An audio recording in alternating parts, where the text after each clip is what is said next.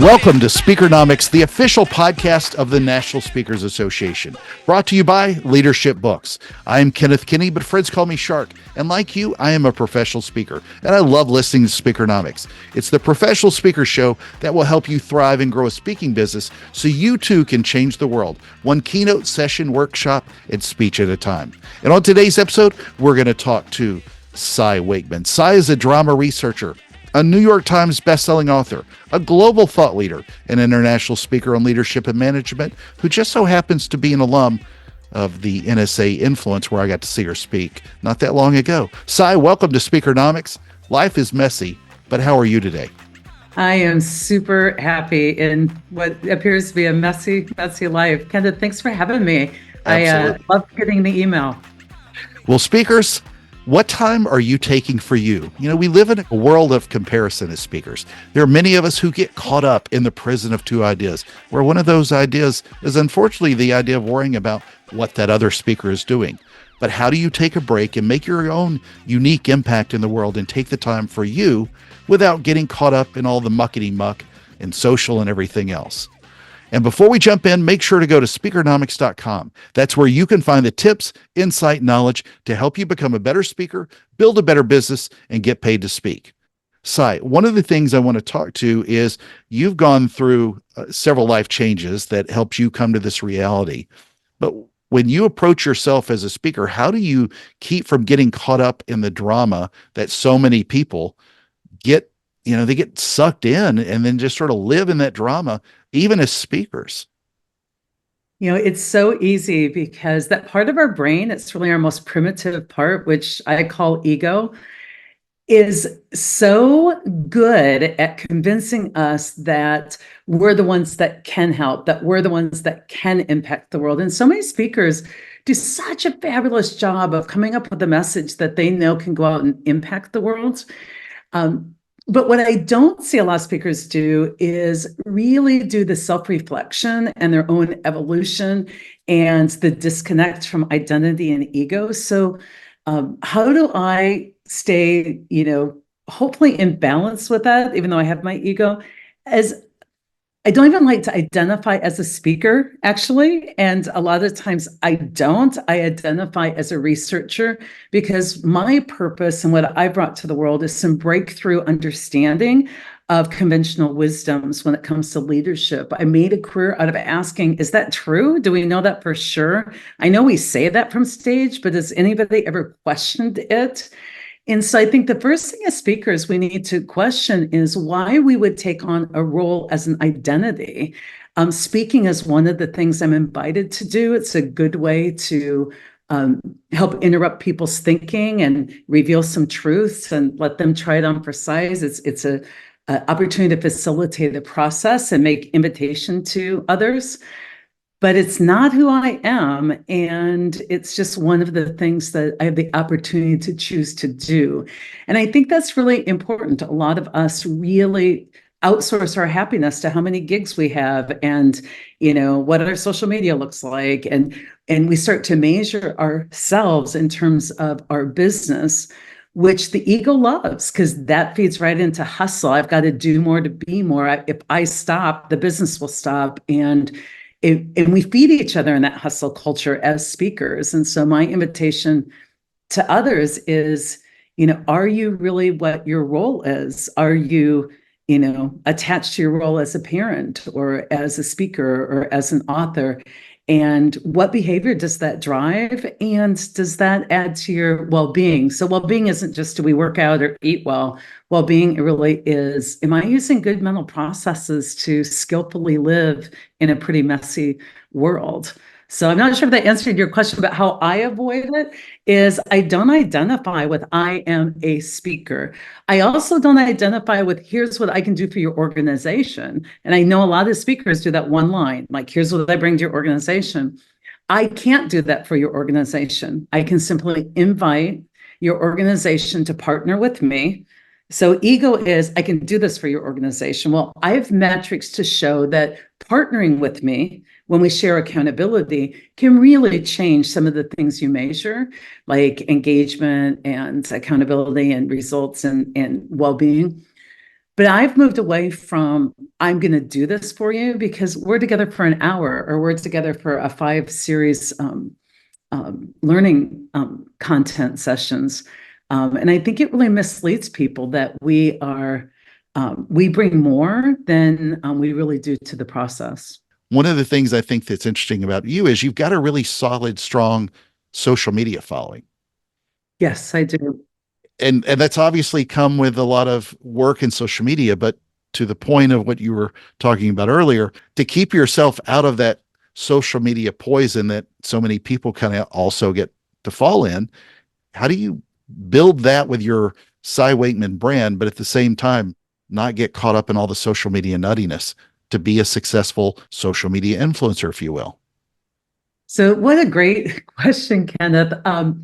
First of all, I want to just put a commercial out to like love NSA, but most of the things that have made my business most successful have come outside of our industry, outside of the speaking industry, outside of some of the at times groupthink that goes on.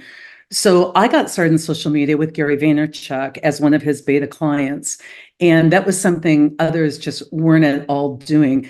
And the listening to my staff who are all a lot younger, and they came to me and said, hey, why don't you give this all away for free? And I said, then who will book me? And they're like, well, Garth gives us songs for free and his concerts are like selling out. And it was just a willingness to be changed by the world and to be impacted, not what I think will work or what I want to do, but really doing deep listening into how the world is changing and how I could best serve. So if you notice, our social media is not about me. It's not about me personally. I've worked really hard to get my IP. They have a lot of value, and that is not about Cy Wakeman. So when people call and they want to book Cy Wakeman, Lois Kramer taught me the great line, she might not be a match for your budget, but we have fantastic other options that Cy has endorsed and handpicked. And so about 10 years ago, when I started with Gary Vaynerchuk, maybe 7 years ago, I really made the decision to get away from the Cy Wakeman brand and really double down on reality-based leadership. That way I'm building the value in the business. So our social media is not identity sharing about what's happening in Cy's life. I'm a very private person. A lot of people, when they see me, they're like, oh my gosh, you've really changed your looks over the last year.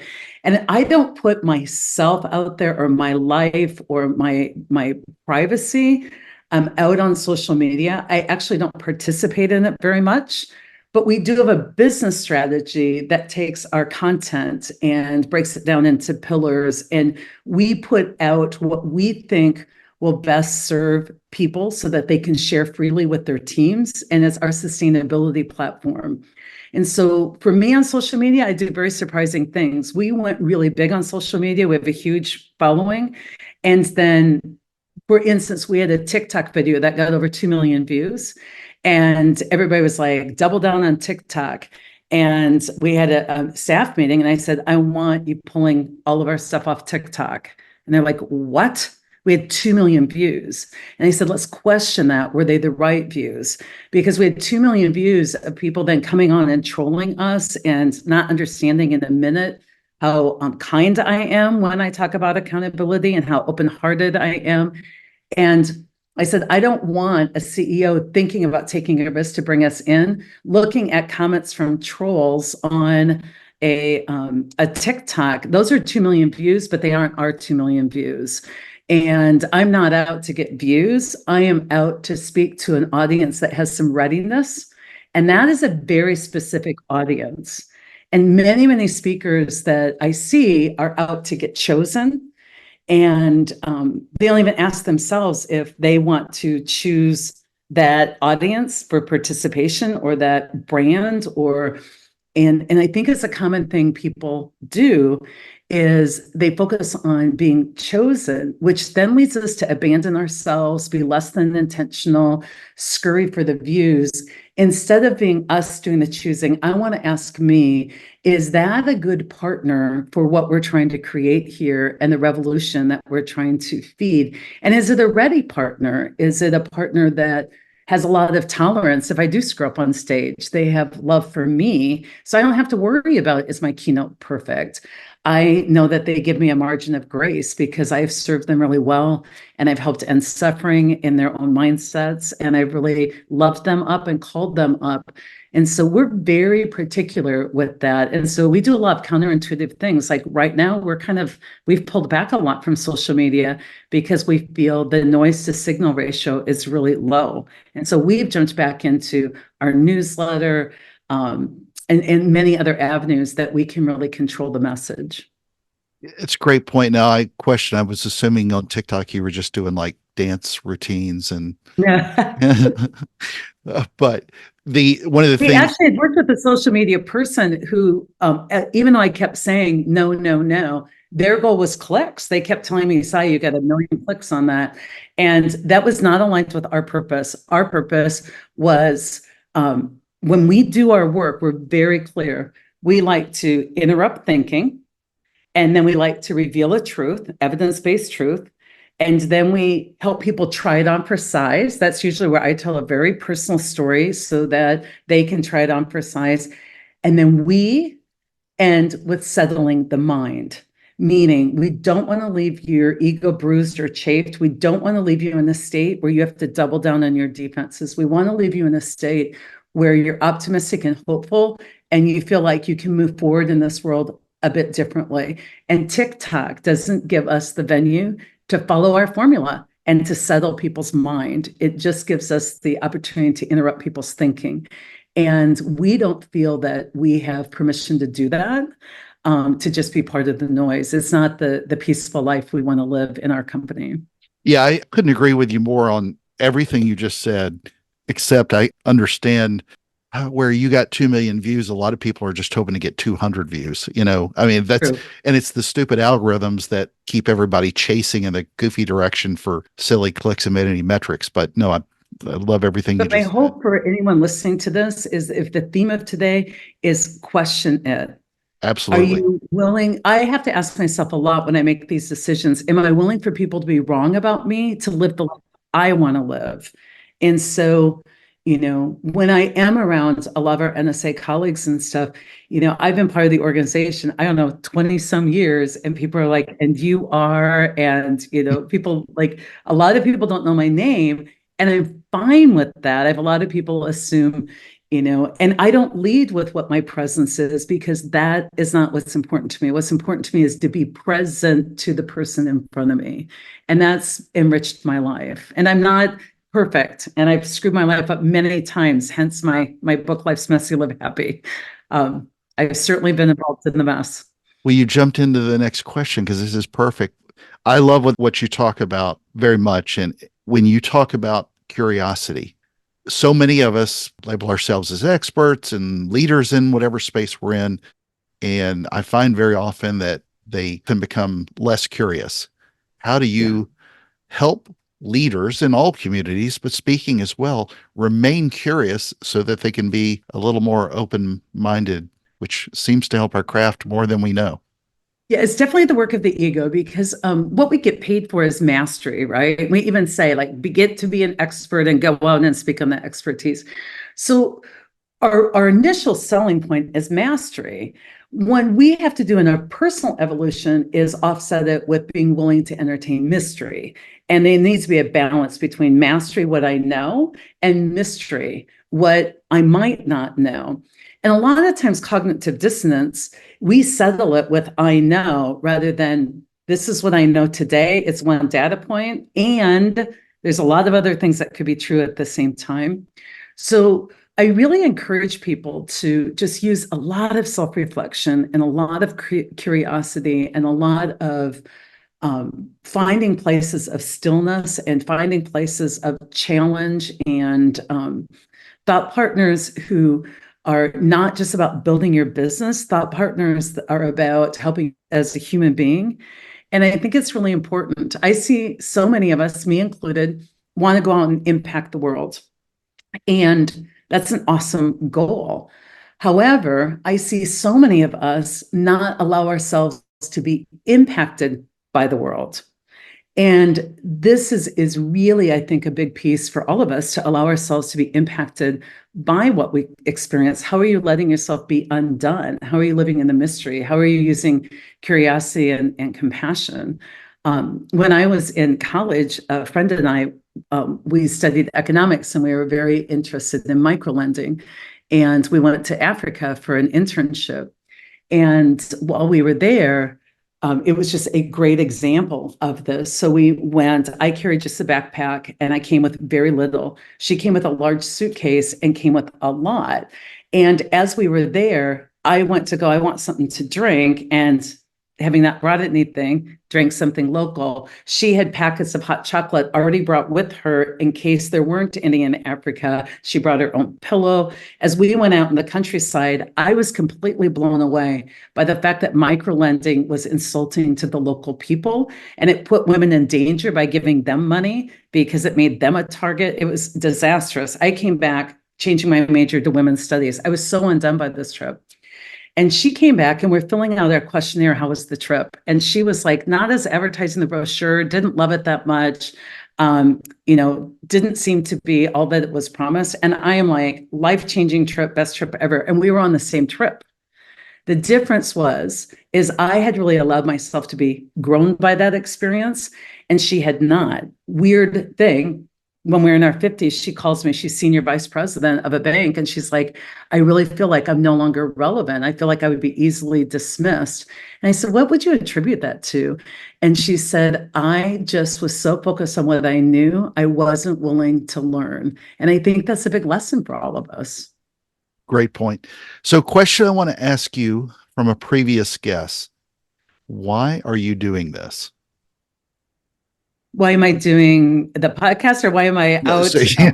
researching and speaking Yeah, let and me. all of that? Why are you doing this? And he was very dramatic because he's a drama coach, but he was talking about why are you doing this as a profession. He describes doing this as a acting coach as well. He uses the weight method, and he lists it out vertically. WAIT.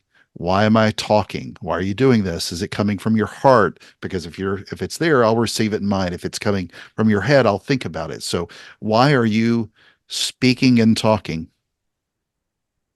That's such a good question. Probably let me Um, rephrase it. Why are you a speaker? yeah, why am I a speaker? I would tell you that my decision to be a speaker wasn't that intentional. It seemed to be by invitation. And I believe in answering those clear calls that one gets. So when I was younger, I had a very clear view that suffering is really optional and that a lot of pain, whether it's workplace or families, was really self-imposed. It had a lot to do with not questioning our thinking. It was just a very clear thing to me. And I didn't intend to be a speaker. As I started to lead and led differently and researched, I got started to be invited where people said, you've achieved great results in engagement and outcomes. Can you tell us how you did that?